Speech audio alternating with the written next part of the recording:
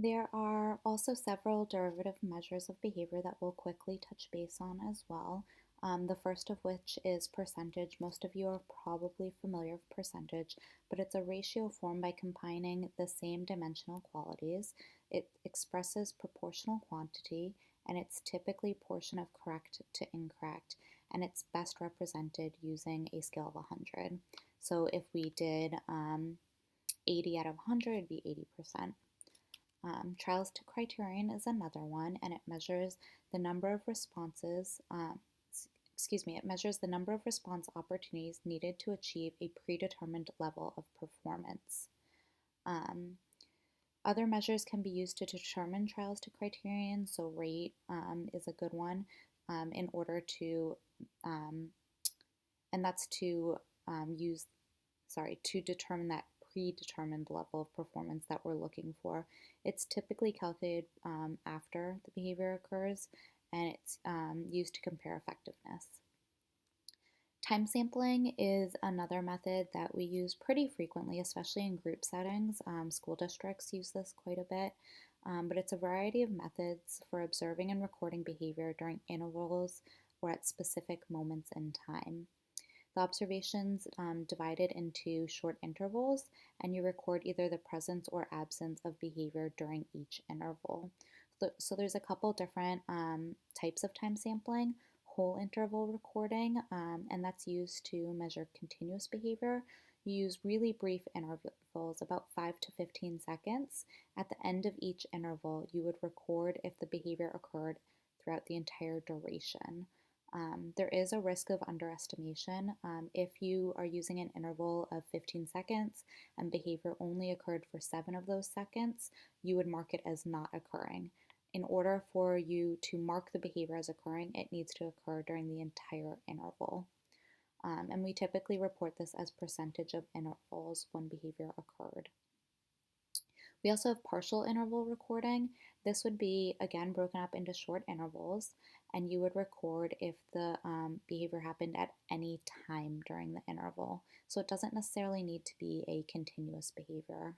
It can be, but you would record if during that 15-second interval at any time the behavior occurred. If the behavior occurs several times during that interval, you'd still only score it as 1.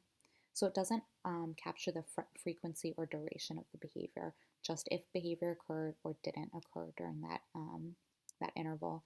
This does make it really easy to record multiple behaviors, which is a good strength for or good support for using partial interval recording. Again, reported as percentage of intervals when behavior occurred.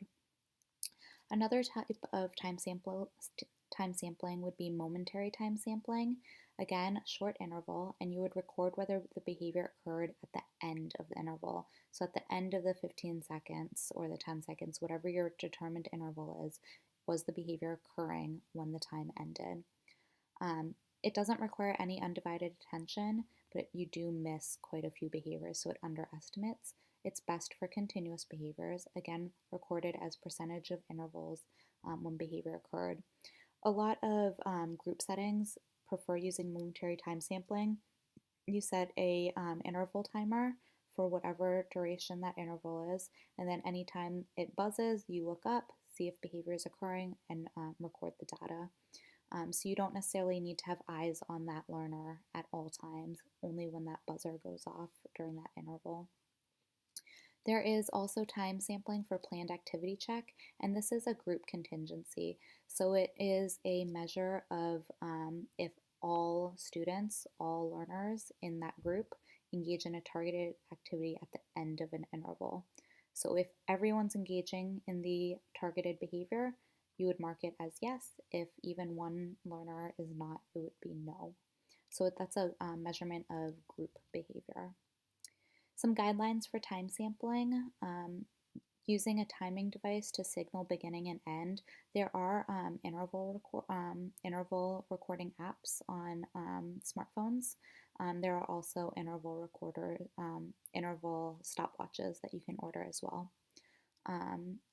You'd want to increase accuracy. You're not necessarily distracted by watching a stopwatch. You can just have it preset to go off. And It ensures accurate data collection, so fidelity of data collection, because in the data sheet, each interval has a place to mark either yes or no. So it prevents you from losing your place taking your data.